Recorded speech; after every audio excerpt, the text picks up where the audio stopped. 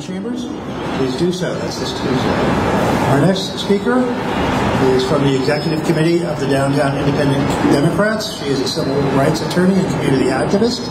She has been part of the National Women's Law Center. Let me introduce Ms. Jennifer Raj-Kumar. Thank you.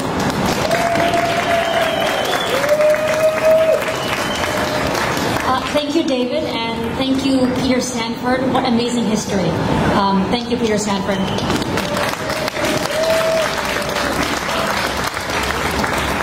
Wow, I mean, isn't this breathtaking? South Street Seaport really captures the imagination. Like many of you, as a child, I learned about ships and the explorers of old, Ferdinand Magellan, the first person to sail around the world, Henry Hudson, on whose river I now live, the immigrants who came to America on ships through Ellis Island.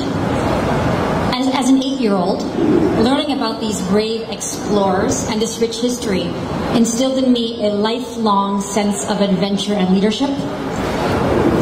And now there's word that these ships might vanish overnight due to budget constraints, and we can't let that happen. Can you imagine this landscape without these ships as a part of it? I just cannot.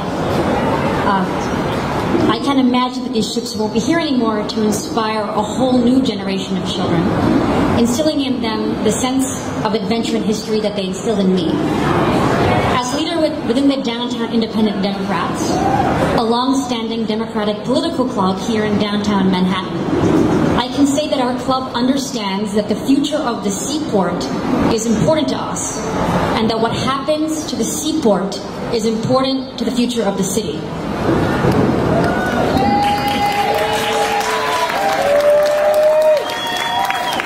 What is happening here to the seaport is part of a larger issue: quality of life here in downtown Manhattan. With the imminent opening of the World Trade Center Memorial and Museum, we face the certain prospect of increased traffic and tourism. With the increased traffic and tourism, coupled with the tough economy and budget constraints, we are going to face some tough decisions about what happens here to our neighborhoods. Is this going to become a uniform, commercialized area, or will we be able to preserve the real New York? It is now more important than ever to stand up for the real New York, to hold on to what is dear to us, and to renew our commitment to preserve this historic waterfront and this beautiful harbor. Now, as we save the seaport, there may be some changes, and there may be some restructuring, but the ships have to stay. As the explorer, as one of my favorite explorers, David Livingstone himself once said, I am prepared to go anywhere so long as it is forward. And we want to go forward as New Yorkers, aware of our history and determined to preserve it for countless more generations. And so I ask you, would you rather have a seaport here, or would you rather have a parking lot here?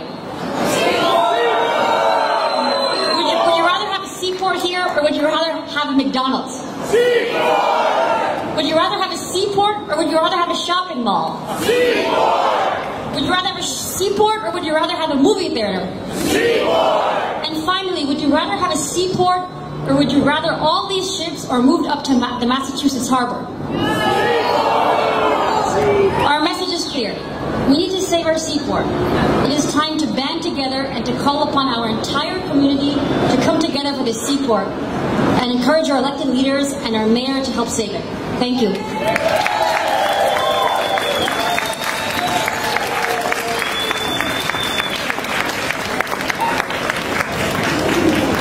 That's fantastic. The next speaker is the founder and president of the New Amsterdam Market, Mr. Robert Lavalva.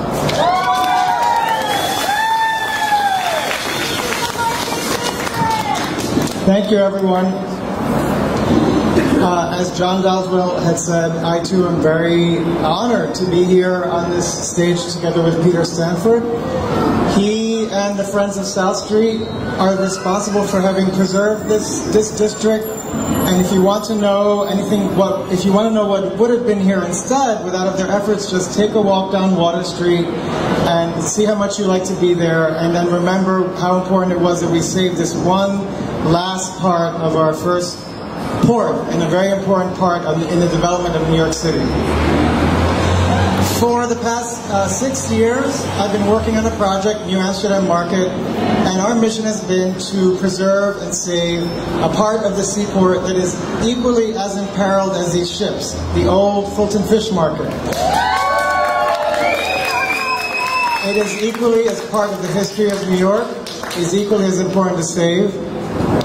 Many, many people have been helpful and just like the Seaport have volunteered their time and their efforts to make this market happen. And I could spend a long time thanking all the people who've helped in that effort, but I would like today to acknowledge one particular person, Barbara Mensch, who photographed the Fulton Fish Market in its last days and in this way preserved the memory of that market for us all.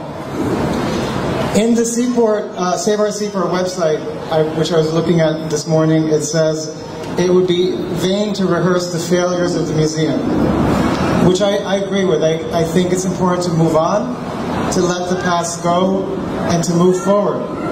However, it would be, as much as it would be in vain to rehearse the failures of the museum, it would be as disastrous to repeat them.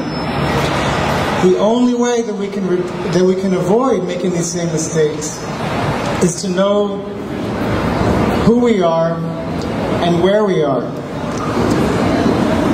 Where we are is the seaport, and what is this place? We talk about it, but we don't often keep in mind what it is. What is its essence? The seaport is first and foremost a public place. It is owned by all of us here today. It is owned by the city of New York. What comprises this public place? First of all, the piers. All of the piers, 15, 16, 17, and 18, which has been forgotten, but which was the market pier. The public owns the fish market. 3 buildings, one known as the Market Stalls on South Street, the Tin Building, and the New Market Building, all owned by us. The public owns the streets, the cobblestone streets that everybody talks about. They may be close to traffic, they may feel like a shopping mall, but they're owned by the city, they're owned by the public. It's our right to reopen those streets if we want to. The public owns nearly all the buildings on these streets, all of them save but 2 or 3. And the public owns, remarkably, a ferry route. The ferry that goes from here to Fulton Ferry Landing in Brooklyn. That is a public franchise that was first let out in 1642. It's been operating continuously since then.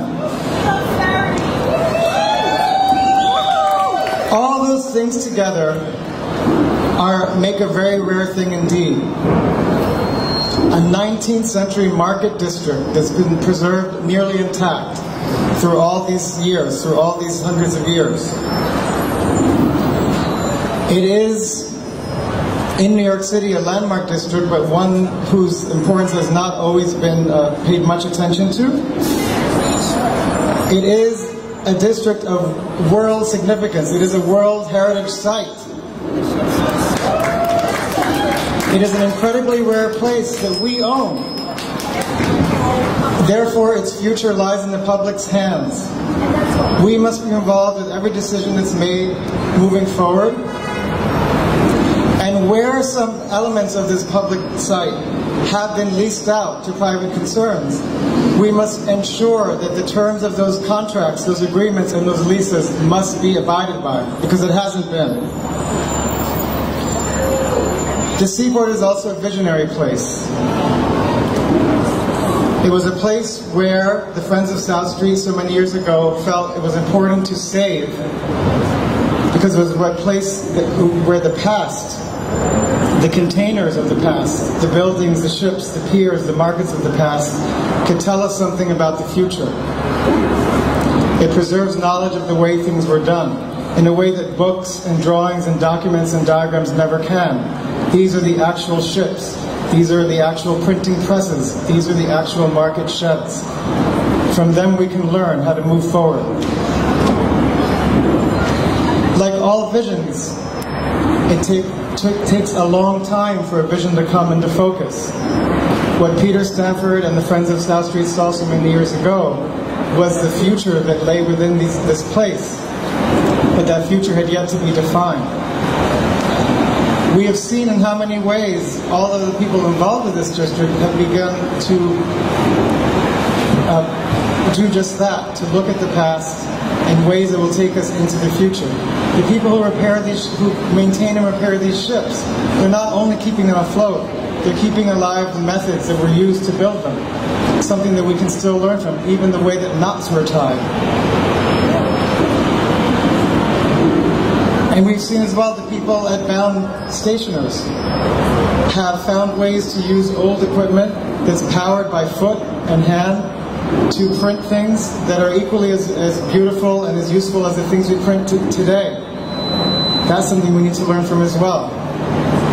And we've seen that in our own market. So many of our vendors who come from people who are starting businesses, butchers, grocers, fishmongers, cheesemongers, they're bringing back knowledge from the past and from a time when food was grown and made without using industrial methods.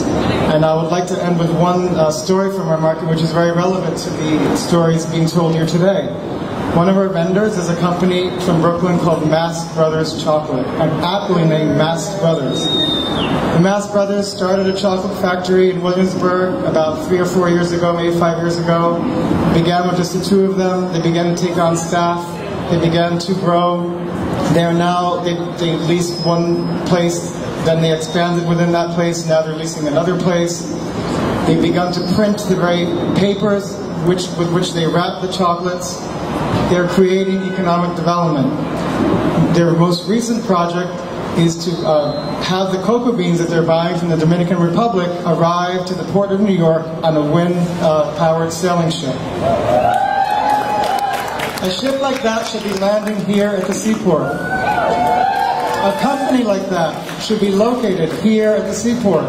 This is what that vision was meant to be. We hold that future within our hands. We thank all of you for being here today. We hope that you'll keep a vigilant eye on whatever happens next, and we'll continue keeping this place belonging to the people of New York. Thank you.